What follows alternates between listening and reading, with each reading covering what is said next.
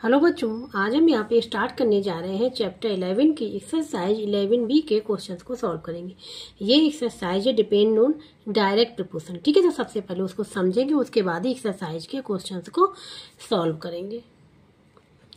तो अब यहाँ सबसे पहले समझेंगे डायरेक्ट प्रपोर्शन। ठीक है, क्या होता है direct proportion, also known as direct variation, is a mathematical relationship between two quantities where the ratio of the two quantities value is always the same. ठीक है, डायरेक्ट प्रपोर्शन को हम लोग डायरेक्ट वेरिएशन भी बोलते हैं। ये भी पूछा जा सकता है कि डायरेक्ट वेरिएशन क्या होगा या डायरेक्ट प्रपोर्शन क्या होगा। ठीक है, दोनों सेम है।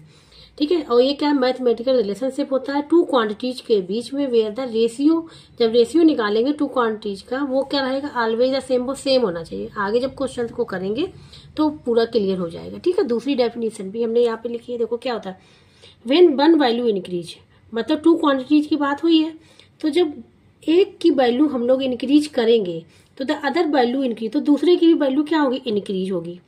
और जब पहले वाले की वैल्यू क्या करेंगे डिक्रीज करेंगे तो दूसरे वाले की भी डिक्रीज होगी। मतलब पहले की अगर इंक्रीज हुई तो दूसरे की भी इंक्रीज होगी, और जब दूसरे की क्या हुई डिक्रीज हुई पहले की, तो दूसरे की भी क्या हुई डिक्रीज हुई। मतलब अगर इंक्रीज हुई तो दूसरे की इंक्रीज हुई, और डिक्रीज हुई तो दोनों की ही डिक्रीज हुई। ठीक है, अब यहाँ पे ये है, अब जैसे टू क्वांटिटीज है एक्स एंड वाई, हमने ले ली टू क्वांटिटीज क्या x and y are said to be in the direct proportion, ये डायरेक्ट प्रपोर्शन में है। If whenever the value of x increase, x की इंक्रीज हुई और डिक्रीज हुई, चाहे इंक्रीज हो या डिक्रीज हो, तो दूसरे की भी क्या होगी then the value of y also increase और डिक्रीज होगी, वही जो हमने अभी बताया था। ठीक है, अब यहाँ पे the ratio of x y, जब हम इनका रेशियो निकाले, रेशियो कैसे निकाले डिवाइड करके निकालते हैं, तो x upon y remains constant, ये हमेशा क्या रहेगा कांस्टेंट ही रहेगा, इसकी वैल्यू चेंज नहीं होगी। ठीक है, कांस्टेंट रहेगा। अब देखो यहाँ पे, अब ये होता है वेरिएशन, ये वेरिएशन का साइन होता है डायरेक्ट वेरिएशन। ठीक है, क्या है ये डायरेक्ट वेरिएशन है, तो एक्स डायरेक्ट वेरिएशन बाय, मतलब जब x increase by increase, x decrease by decrease. ठीक है, अब यहाँ पे देखो, अब यह जो लगा है, ठीक है, ये प्रपोर्शन वाला डायरेक्ट प्रपोर्शन वाला, इसको हमने क्या किया इक्वल में कर दिया, के लिख दिया, कांस्टेंट आ गया, के क्या हो गया यहाँ पे कांस्टेंट हो गया। मतलब यहाँ पे इसकी जगह इक्वल साइन आ गया, जब इक्वल साइन लिए तो कोई कांस्टेंट लगाना पड़ेगा, तो हमने यहाँ पे के ले लिया कांस्टेंट। ठीक है, अब यहाँ पे क्या लिख सकते हैं एक्स अपॉन वाई की हमको रेशियो निकालना, x upon y equal to क्या हो जाएगा के, और के क्या है कांस्टेंट है, क्या है के कांस्टेंट, तो हमने यहाँ पे लिखा भी है वेयर के कांस्टेंट। ठीक है, अब इससे क्या होगा, ऐसे हम बहुत सारी वैल्यू निकाल सकते हैं, जैसे x1, अब ये टू मतलब टू क्वांटिटीज के बीच में x1 अपॉन y1, जैसे टू क्वांटिटीज और x2 अपॉन y2, तो जब इनकी वैल्यू निकालेंगे तो सबकी क्या वैल्यू सेम आएगी, रेशियो सेम आएगा। ठीक है, ये हो जाएगा, तो x1 अपॉन y1 निकालेंगे, x2 अपॉन y2 निकालेंगे, x3 अपॉन y3 निकालेंगे, तो सबकी वैल्यू सेम आएगी। ठीक है, रेशियो क्या हो जाएगा सेम आएगा सबका। ठीक है, तो इसलिए k क्या हो जाएगा कांस्टेंट हो जाएगा यहाँ पे। अब जैसे ये है x क्वांटिटी है, ठीक है, इसकी दो हैं x1 x2। ठीक है, यहाँ पे वेरिएबल x और y है, x की वैल्यू क्या है टू क्वांटिटीज है x1 x2, y की भी टू है y1 y2, और x एंड y में जो मतलब क्या है रिलेशन क्या है डायरेक्ट प्रोपोर्शन का। डायरेक्ट प्रोपोर्शन का हमने बताया था क्या होता है x डायरेक्ट, ये है। ठीक है, तो a इक्वल टू क्या हो जाएगा x इक्वल टू के बाय हो जाएगा। ठीक है, ये के कांस्टेंट आ जाएगा, तो जब x upon Y x1 upon y1 निकालेंगे और equal to x2 upon y2 निकालेंगे, तो इसकी वैल्यू क्या आएगी कांस्टेंट आएगी। मतलब यहाँ पे कहने का मतलब x1 upon y1 equal to x2 upon y2 equal to k आएगा। ठीक है, के जब कांस्टेंट आएगा तो इन दोनों को हम एक साथ लिख सकते हैं। ठीक है, इन दोनों को एक साथ लिख ले, तो यही हमने यहाँ पे लिखा, ये फार्मूला बन जाता है। क्या फार्मूला बन जाता है, जैसे क्वेश्चंस को सॉल्व करें तो ये फार्मूला कई जगह पे यूज होगा। ठीक है, क्योंकि ये दोनों क्या इन दोनों वैल्यू तो सेम आ रही ना, के ही आ रही है, इसकी वैल्यू भी के आ रही है, इसकी वैल्यू भी के आ रही है, दोनों वैल्यू क्या है, इसके दोनों को इक्वल कर दिया, एक साथ लिख लिया। ठीक है, तो इस प्रकार से हमने समझा दिया कि डायरेक्ट वेरिएशन होता क्या है। ठीक है, अब हम लोग सॉल्व करेंगे एक्सरसाइज के क्वेश्चन को। अब यहाँ पे एक्सरसाइज 11B, इसका फर्स्ट वाला क्वेश्चन देखो, observe the given tables and find whether x and y are proportional. ये फाइंड होगा x एंड y प्रोपोर्शनल है कि नहीं। जैसे फर्स्ट वाला देखो, यहाँ पे ए रो है एक ए रो है। ठीक है, कॉलम कितने 1 2 3 4 5 कॉलम है। ठीक है, एक्स वाई लिखा हुआ है, तो यहाँ पे ये दिखाना है कि जब हम एक्स वाई का क्या रेशियो निकाले हर एक का, इसमें तो क्या होना चाहिए कांस्टेंट आना चाहिए। अगर सबका रेशियो सेम आ रहा है तो क्या हो जाएंगे एक्स एंड वाई क्या हो जाएंगे प्रोपोर्शनल में हो जाएंगे। ठीक है,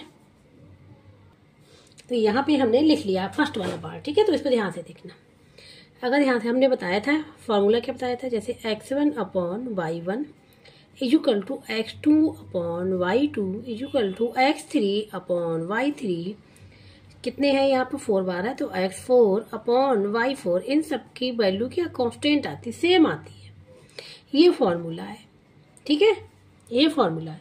तो यहाँ पे अगर सपोज करें, देखो ये हमारा हो गया ये x1, ये y1, समझने के लिए x2, ये y2, x3, y3, x4 और ये हो गया y4, ठीक है, y4। अब यहाँ वैल्यू पुट कर दें तो 1 बाई 1 करके निकाल लेते, क्योंकि इसका वैल्यू सेम आना चाहिए k, ठीक है। तो x1 अपॉन y1 निकालते हैं। x1 अपॉन y1 बराबर क्या आ रहा है, 6 अपॉन 36। इसको क्या सिंपलर फॉर्म में लाएंगे, 6 की टेबल से जा रहा है, 6 बन जा 6, 6 जा 1/6 आ गया, ठीक है, 1/6 आ गया यहाँ पे, ठीक है। अब इसी प्रकार से हम लोग निकाले x2 अपॉन y2, देखो क्या निकल के आएगा, 9 अपॉन 54, ठीक है। अब 9 की टेबल 54 होता है, 9 बन जा 9, 9 6 क्या होता है, ये 1/6। अब ध्यान देकर देखो तो क्या आ रहा है, सेम रेशियो आ रहा है, ठीक है। ये कांस्टेंट आ रहा है, सबका कांस्टेंट आएगा, सेम आएगा, ठीक है। अब यहाँ पे निकाले x3 divide by y3 equal to क्या हो जाएगा, ये हो जाएगा 12 अपॉन 72, 12 बन जा 12, 12 6 जा होता है, ये 1/6 इसका भी आ गया, ठीक है। अब निकालते हैं x4 upon y4 equal to क्या हो जाएगा, यहाँ पे हो जाएगा 16 डिवाइड बाई 96, 16 बन जा 16, 16 6 जा होता है 1/6। अब देखो ध्यान से, सबके क्या आ रहे हैं, रेशियो सेम आ रहे हैं, ठीक है, रेशियो सेम आ रहे हैं ना। तो अब लिख लेंगे now x1 upon y1 equal to x2 upon y2 equal to x3 upon y3 equal to x4 upon y4 equal to क्या था, k था, ठीक है। अब k की वैल्यू में पता चल जाए क्या आ रहा, सबका 1/6 इक्वल टू 1/6 इक्वल टू 1/6 आ रहा है, तो यहाँ पे k आ रहा है, तो k की वैल्यू क्या आ रही, 1/6 आ रही है, नो, k इक्वल टू 1/6 आ रहा है, ठीक है। तो इसके मतलब देखो सबकी वैल्यू सेम आ रही है, ठीक है, यहाँ पे सबकी वैल्यू सेम आ रही है। और k है क्या, k कांस्टेंट है, ठीक है, ये इक्वल टू हम इसको लिख सकते हैं कि ये कांस्टेंट है, ठीक है। अब यहाँ लिख देंगे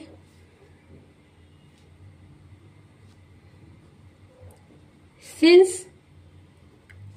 all the ratios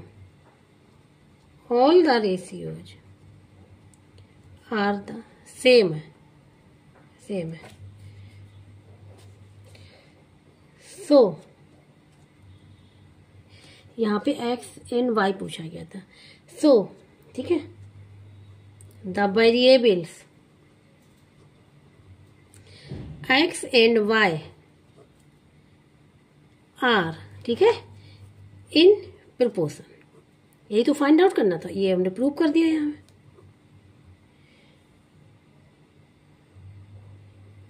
प्रोपोर्शनल में, ठीक है। ये हो जाएगा डायरेक्ट, मतलब डायरेक्ट है या फिर वैसे, ठीक है, ये हो जाएगा इसका आंसर प्रोपोर्शनल, क्योंकि डायरेक्ट वाला चलो तो डायरेक्ट वाला ही होगा। तो इस प्रकार से सॉल्व करेंगे, ठीक है। ये फर्स्ट पार्ट हो गया। अब बात करेंगे सेकेंड पार्ट की। अब यहाँ पे है ये सेकेंड वाला पार्ट, ठीक है, x/y 4y 12 6y 18 8y 24 9y 30 12y 48। तो हम बता चुके हैं पहले पार्ट में फॉर्मूला क्या बताया था, हमने बताया था x1 upon y1 equal to x2 upon y2 equal to x3 upon y3 equal to x4 upon y4 equal to x5 upon y5, मतलब कितने भी हो सकते हैं, इक्वल टू क्या हो जाएगा, कांस्टेंट, मतलब सबका क्या होना चाहिए, रेशियो सेम होना चाहिए, तब तो वो डायरेक्ट प्रोपोर्शन में होगा, अदरवाइज नहीं होगा, ठीक है। तो अब यहाँ फाइंड आउट करें सबसे पहले x1 upon y1, x1 upon y1 कौन सा है, ये ले ये x1 ये y1, ये x2 y2, x3 y3, x4 y3, x5 y5, ठीक है। 4y 12 क्या आ जाएगा, ये आ जाएगा 4 बन जा 4 3 जा 1/3 आ गया। अब किसको निकालेंगे, x2 अपॉन y2, ये हो जाएगा 6 अपॉन 18, 6 बन जा 6 3 जा क्या आ जाएगा 1/3 आ गया, ठीक है। अब आगे आते हैं x3 upon y3 equal to ये आ जाएगा 8 अपॉन 24, 8 बन जा 8 3 जा ये भी आ गया 1/3। अब आते हैं हम लोग x4 और y4 पे आते हैं। तो ये यहाँ पे गिवन है 9/30। अब 9/30 को सिंपलेस्ट फॉर्म में लाएंगे और चेक करेंगे कि ये भी क्या 1/3 आ रहा है कि नहीं आ रहा। ठीक है, तो देखो ये 3 की टेबल से कैंसिल होगा। 3 3 जा 3 1 जा 10 जा, क्या आ जाएगा 3/10। मतलब ये अगर ध्यान से देखो 1/3 1/3 1/3 3/10, मतलब इसका जो रेशियो निकल के आया सेम नहीं आ रहा। इसके मतलब ये जो है टेबल, जो गिवन टेबल है प्रोपोर्शनल में नहीं होगी। अब नेक्स्ट वाला भी चेक कर लेते हैं। ठीक है, ये हो जाएगा x5 divide by y5 equal to हो जाएगा 12/48। 12 1 जा 12 और 12 4 जा होता है, ये कितना आ गया 1/4 आ गया। मतलब ये भी इक्वल नहीं है, तो ये प्रोपोर्शनल में नहीं होगा। ठीक है, अब लिखेंगे कैसे इसको। तो यहाँ पे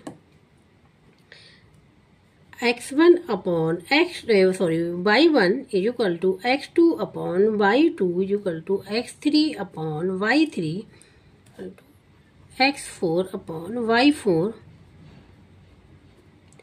y5, ये होता है ना। तो यहाँ पे देखो ये दोनों क्या है, इक्वल नहीं है ये तो, और ये क्या है, ये इक्वल आ रहे हैं। ठीक है, तो यहाँ पे जो हम x1 y1 था क्या मेरा, ये था 4y12। ठीक है, 4y12 इक्वल टू किसके आ रहा है 6y18 इक्वल टू आ रहा है 8y24।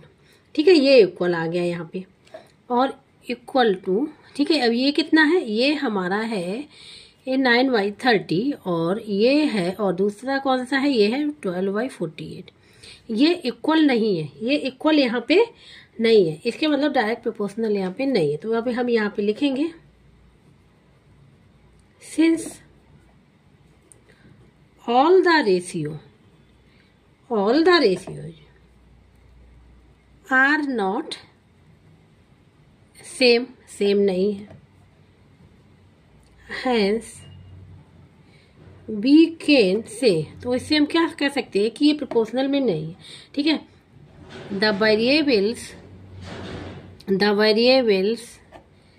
x and y are not in proportional, ये प्रोपोर्शनल में नहीं है। ठीक है, ये इस प्रकार से हम लोग चेक करेंगे। ठीक है, ये देखो ये इक्वल नहीं है, अगर इक्वल आ जाते तो प्रोपोर्शनल में हो जाते, इक्वल नहीं है इसलिए प्रोपोर्शनल में नहीं होंगे। तो सेकंड पार्ट भी यहाँ पे कंप्लीट हो गया। अब बात करेंगे यहाँ पे क्वेश्चन नंबर 2 की। फर्स्ट पार्ट कंप्लीट हो गया, ये प्रोपोर्शनल में नहीं है। ठीक है, अब आते हैं सेकंड क्वेश्चन पे। इसमें है इफ x प्रोपोर्शनल y, ये डायरेक्ट प्रोपोर्शनल वाला साइन बताया था। If x proportional y answer the following. ठीक है, तो इस क्वेश्चन नंबर 2 के 3 पार्ट है। स्टार्ट करेंगे फर्स्ट पार्ट से। इसमें when x is equal to 9 y is equal to 15 find y when x is equal to 30। मतलब यहाँ पे एक ये x y दिया है, यहाँ पे y फाइंड आउट करना है, यहाँ पे x इज इक्वल टू 30 दिया है। ठीक है, इसको हम 2 तरीके से बताएंगे आप लोगों को। ठीक है, तो स्टार्ट करेंगे फर्स्ट वाले पार्ट से। अब यहाँ पे हमने ये क्वेश्चन नंबर 2 लिखा हुआ। ठीक है, इसका फर्स्ट पार्ट लिखा हुआ when x is equal to 9 y is equal to 15 find y when x is equal to 30। मतलब यहाँ पे जैसे अभी हमने पढ़ाई है गिवन है x प्रोपोर्शनल y। ठीक है, इससे फार्मूला क्या बनाया था, इससे निकल के आया था प्रोपोर्शनल जगह इक्वल टू kx लिख दिया, k y लिख दिया था। अब यहाँ पे division x upon y is equal to k, ये वाला फार्मूला यहाँ पे यूज होगा। ठीक है, इसकी वैल्यू।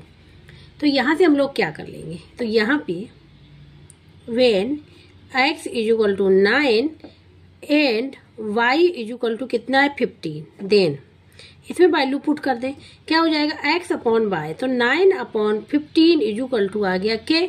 इसको सिंप्लीफाई कर ले, 3 की टेबल से जाएगा 3 3 जा 3 5 जा। तो यहाँ से अगर डायरेक्ट देखें k की वैल्यू क्या आ गई 3/5 आ गई है, हमारी k की वैल्यू निकल के आ गई।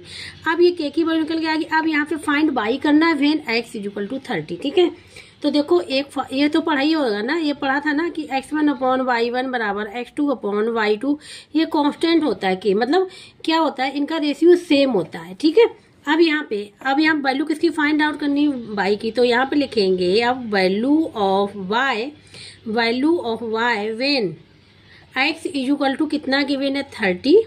ठीक है, एंड अब हमको k पता चल गया, k इज इक्वल टू 3/5, ये ले लेंगे। ठीक है, अब यही फार्मूला फिर लगाएंगे हम यहाँ पे। तो क्या लिखेंगे यहाँ पे x upon y is equal to k, तो वैल्यू पुट कर देंगे अब।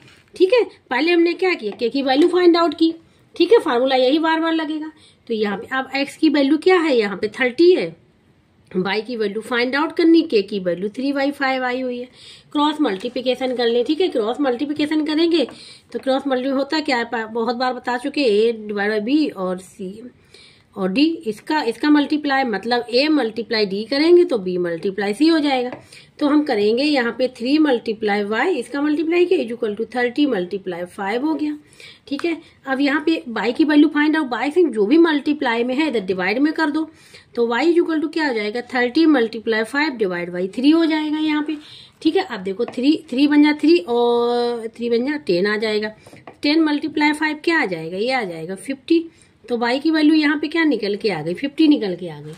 क्या निकल के आ गई, 50 निकल। अब देखो अगर चेक करना हो, ये तो आंसर हो गया इसका। ठीक है, अगर चेक करना है कि हमारा आंसर का y की वैल्यू करेक्ट है, अब रेशियो निकाले तो देखो इसका रेशियो क्या 3/5 निकल के आया था, पहले वाले का k की वैल्यू 3/5।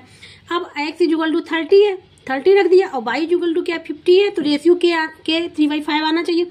0 से 0 कैंसिल हो गई, तो क्या आ गया 3/5 आ गया, k की वैल्यू क्या आ गई 3/5। इसके मतलब ये जो y की वैल्यू निकली है वो करेक्ट निकली है। ठीक है, ये हो गया तो फर्स्ट मेथड। अब सेकंड मेथड से बताते हैं। ठीक है, ये सेकंड मेथड है। ठीक है, देखो x की वैल्यू इन्होंने 2 दे रखी है, तो x लिख लिया हमने, यहाँ पे y लिख लिया।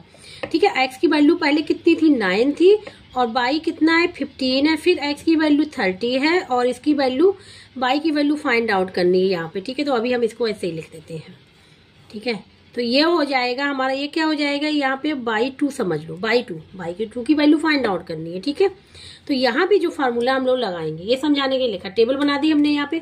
अब फार्मूला हमने पहले ही बताया है, ये वाला x1 upon y1 equal to x2 upon y2, ये वाला फार्मूला हम लोग यहाँ पे यूज कर लेंगे, आंसर फाइंड आउट हो जाएगा। ठीक है, तो यहाँ पे, और ये फार्मूला होता है क्या, हम बता चुके हैं ना, x कांस्टेंट होता है, x1 y1 equal to x2 upon y2 equal to constant, मतलब रेशियो निकालने सेम आएगा, तो ये क्या हो जाएंगे, इक्वल हो जाएंगे यहाँ पे। ठीक है, ये फार्मूला ले लिया। अब x1 क्या, x1 ये है, ये हमारा x1 है, ये y1 है, और ये x2 है, और ये y2 है। ठीक है, अब यहाँ पे x1 की वैल्यू क्या है, x1 की वैल्यू 9 और y1 की वैल्यू 15। ठीक है, इक्वल टू x2 की वैल्यू क्या है 30, और y2 की तो वैल्यू फाइंड आउट करनी, क्रॉस मल्टीप्लिकेशन कर लेंगे। क्रॉस मल्टीप्लिकेशन तो 9 multiply y2 equal to 15 multiply 30 हो जाएगा।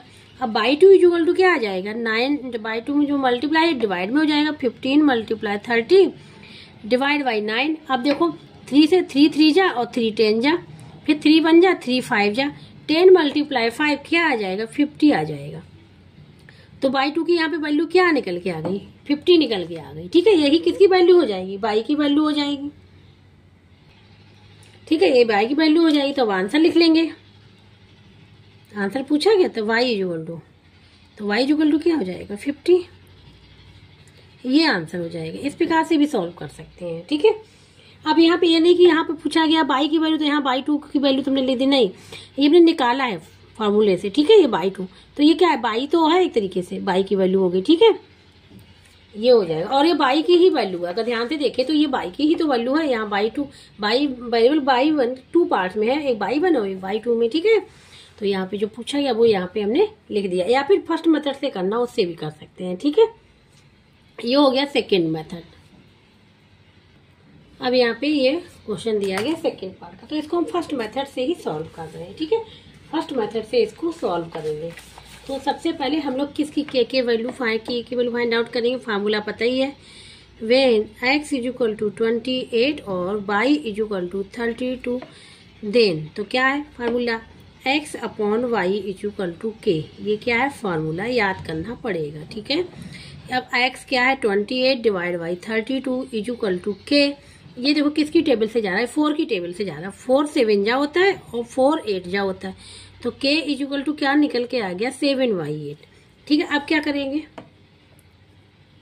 Value of y when x equal to 21 and k equal to क्या आ गया 7/8 आ गया। तो अब y की वैल्यू फाइंड आउट करनी, फिर वही formula x divide by y equal to k, फिर फार्मूला हमने यहाँ पे पुट किया।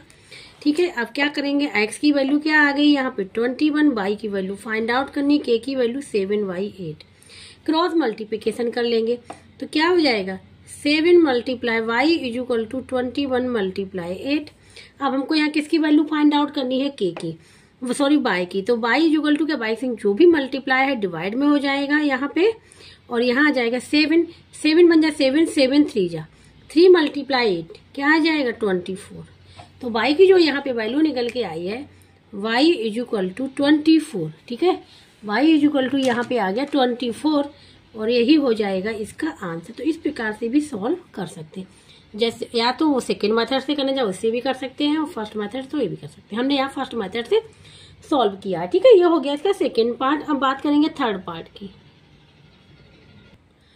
अब यहाँ पे है ये थर्ड पार्ट, ठीक है, when x is equal to y equal to 36 find x when y is equal to 72। अब यहाँ x की वैल्यू फाइंड आउट करनी, अभी हमने दो में क्या किसकी वैल्यू फाइंड आउट करी थी, हमने y की वैल्यू। अब यहाँ वैल्यू फाइंड आउट करनी है x से, हम वैसे ही करना है, ठीक है। तो देखो क्या लिखेंगे, when x is equal to 8 y is equal to 36 then, और प्रोपोर्शनल है तो पहले ही बता चुके, x upon y is equal to k, ये क्या फार्मूला है, ठीक है, इसमें वैल्यू पुट करनी है। तो 8 divide by 36 is equal to k, ये कैंसिल हो रहा है किसी की टेबल, ये हो रहा है 4 की टेबल से, ठीक है, 4 2 जा 8 और 4 9 जा, तो के की जो वैल्यू निकल के आई वो 2/9 आ गई, ठीक है। अब किसकी x की वैल्यू फाइंड आउट करनी, तो यहाँ पे अब लिखेंगे value of x when y is equal to 72 and k is equal to 2/9, ठीक है, 2/9। तो क्या लिखेंगे यहाँ पे, फिर फार्मूला वही लिखेंगे x upon y is equal to k, फिर फार्मूला हमने यहाँ पे लिख दिया। अब क्या करेंगे यहाँ पे x की वैल्यू तो फाइंड आउट करनी है, एज इट इज रहेगा। y की वैल्यू क्या है यहाँ पे 72, इज की वैल्यू क्या है 2/9, क्रॉस मल्टीप्लीकेशन करना है। तो यहाँ पे हो जाएगा x multiply 9 is equal to 72 multiply 2। अब किसकी वैल्यू फाइंड आउट करनी, x की, x जो भी मल्टीप्लाई में है डिवाइड में हो जाना चाहिए। तो 72 मल्टीप्लाई 2 डिवाइड बाई 9, 9 की टेबल 72 आता है, 9 1 9, 9 8 क्या होता है, 8 मल्टीप्लाई 2 क्या 16। तो यहाँ पे x की वैल्यू क्या आ गई 16 आ गई, यही हो जाएगा इसका आंसर। अब अगर चेक करना है, देखो रेशियो के का क्या आ रहा था 2/9, अब चेक कर लेते इसका आ रहा कि नहीं आ, तो 16 अपॉन बाई की वैल्यू 72, तो किस टेबल से जा रहा है, ये जाएगा सबसे पहले 4 से, 4 4 जा, ठीक है, और ये हो जाएगा 4 बन जा 4 और 3 बचेगा 34, 8 जा 32, ठीक है। फिर 2 की टेबल से क्या, 2 2 जा 2 9 जा, तो क्या आ गया 2/9 आ गया, के की वैल्यू क्या 2/9 है ना। तो इसके मतलब जो हमने आंसर निकाला है वो यहाँ पे करेक्ट आ रहा है, ठीक है, ये हो जाएगा थर्ड पार्ट। इस प्रकार से आपका क्वेश्चन नंबर सेकंड जो है पूरा कंप्लीट हो गया। दोनों मेथड से मैंने बताया है, जिस मेथड से आप लोगों को सही लगे उससे आप लोग कर लीजिएगा, ठीक है। अब यहाँ बात करेंगे क्वेश्चन नंबर थर्ड की। अब यहाँ बात करेंगे क्वेश्चन नंबर थर्ड की, ठीक है। इसमें देखो, if 42 man earn rupees 13,860 for a day's work, मतलब एक दिन के वर्क का 42 मैन अर्न कर रहे हैं इतने rupees. How much money would 112 man earn for a day's work, मतलब 112 मैन कितना अर्न करेंगे एक डेज में। तो ये यहाँ फाइंड आउट करना है, यहाँ भी डायरेक्ट प्रोपोर्शनल लगेगा, ठीक है। इसको हम, इसके मेथड तो वैसे 3 है, हम 2 मेथड से इसको यहाँ पे सॉल्व करेंगे। तो यहाँ पे हमने देखो लिख लिया फर्स्ट मेथड, मैन और टेबल बनाए, सबसे पहले टेबल बनाए हम x1 upon y1 is equal to x2 upon y2 से करेंगे। 42 मैन तो अर्न इतना कर रहे हैं, अब मैन हो गए 112, तो अर्न हमको पता ही नहीं है, फाइंड आउट करना है, ठीक है। यहाँ डायरेक्ट प्रोपोर्शनल। ऐसे ही हम लोग जब इनवर्स वाला करेंगे तो उसमें भी टेबल बनाएंगे, ठीक है। तो यहाँ पे अगर देखा जाए, ठीक है, जो फार्मूला हम लोग यूज करेंगे यहाँ पे x1 upon y1 is equal to x2 upon y2 is equal to क्या होता है, कांस्टेंट होता है, यही तो होता है। तो इसको हम डायरेक्ट ये यूज कर सकते हैं, इतना x1 upon y1 is equal to x2 upon y2, ये फार्मूला हम लोग यूज करेंगे यहाँ पे, क्योंकि यहाँ पे 4 वैल्यू ही है, 4 वैल्यू 4 वैल्यू है तो 4, ठीक है। x1 y1 x2 y2, ये x1 है, ये x2 है, ये y1 है, y2, मतलब ये समझ लो x वेरिएबल है, ये y वेरिएबल है, ठीक है। तो यहाँ पे अब हम यहाँ पे लिख ले रहे हैं now x1 is equal to 42 light और x2 इज इक्वल टू हम ले रहे हैं 112 और y1 इज इक्वल टू 13,860 और y2 इज इक्वल टू, ये फाइंड आउट करना है, ठीक है, इतना फाइंड आउट करना है। तो यहाँ फार्मूले में वैल्यू पुट कर देंगे, x1 क्या है 42 डिवाइड बाई 113,860 और x2 है यहाँ पे 112। अब बाई 2 फाइंड आउट करना, क्रॉस मल्टीप्लिकेशन करेंगे तो ये जाएगा 42 मल्टीप्लाई बाई 2 इजुकल टू हो जाएगा यहाँ पे 112 मल्टीप्लाई 13,860। ठीक है, अब बाई 2 की वैल्यू फाइंड आउट करें तो बाई के जो भी मल्टीप्लाई है वो इधर डिवाइड में हो जाएगा, तो y2 इजुकल टू हो जाएगा 112 मल्टीप्लाई 13,860 डिवाइड बाई 42। इसको सॉल्व करना है, आंसर आ जाएगा। बाई 2 है क्या, बाई 2 हमारा आर्म से है। ठीक है, पता चल जाएगा यहाँ पे। तो देखो यहाँ पे कैंसिल हो रहा है, यहाँ पे 3 की टेबल पर सबसे पहले हम करते हैं 2 की टेबल से। ठीक है, देखो 2 2 जा 2 बन जा, यहाँ पे देखो 2 5 जा 10 और 1 बचेगा 12, 2 6 जा हो जाए 56 आ गया। अब यहाँ पे देखो ये 3 की टेबल से कैंसिल हो रहा है क्या, ये देखो ये हो रहा है, ये हो जाएगा 3 4 जा 12, 1 बचेगा 18, 3 6 जा 18, 6 है 3 2 जा 0 आएगा, 3 7 जा हो जाएगा। ठीक है, अब 7 8 जा होता है, 7 1 जा 7, 7 8 जा 56, तो 8 मल्टीप्लाई हो जाएगा, ये हो जाएगा 8 मल्टीप्लाई 4620। ठीक है, तो यहाँ पे हो जाएगा, मल्टीप्लाई कर ले तो 0 आ जाएगा, तो 8 2 जा 16, 1 कर चला जाएगा, 8 6 जा 48, 48 और 1 49, 9 यहाँ 4 कर चला जाएगा, 8 और 8 4 जा होता 32 और 32 और वो हो जाएगा यहाँ पे 4 36, क्या आ जाएगा 36, ये आ जाएगा। ठीक है, देखो ज्यादा आ रहा है ना, जब ज्यादा माइंड कंप्यूटिंग वर्क करेंगे तो ज्यादा अर्न करेंगे। ठीक है, तो यही इसका आंसर हो जाएगा। तो अब हम लोग यहाँ पे आंसर लिखेंगे, यहाँ पे लिख देंगे 112 मैन अर्न ₹36,960। ठीक है, फॉर ए डेज वर्क, ये हो जाएगा इसका आंसर। ठीक है, इतने रुपए अर्न करेंगे। ये तो होगा फर्स्ट मेथड से। ठीक है, अब आते हैं सेकेंड मेथड पे। अब देखो यहाँ पे सेकेंड मेथड यूनिटरी मेथड से बताएंगे। ठीक है, 42 man earn for a day's work का ₹13,860। यूनिटरी मेथड आप लोगों ने पहले भी पढ़ा होगा। ठीक है, अगर ये नहीं दिया जाए यहाँ पे डायरेक्ट प्रोपोर्शन से करना है तो हम इस मेथड से भी कर सकते हैं। ठीक है, तो 42 मैन का एक दिन का अर्न कितना, 42 मैन का एक दिन का अर्न इतना है, तो 1 मैन का निकाल लें हम। ठीक है, तो 1 man earn for a day's work equal to क्या हो जाएगा, ₹13,860 डिवाइड बाई 42। ये तो निकला, एक दिन का निकाल लिया।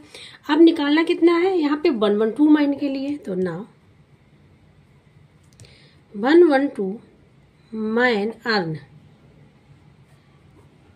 For a day's work equal to क्या हो जाएगा, रुपीज। अब ज्यादा नहीं निकालना है तो मल्टीप्लाई हो जाएगा, ₹13,860 मल्टीप्लाई 112 डिवाइड बाई 42।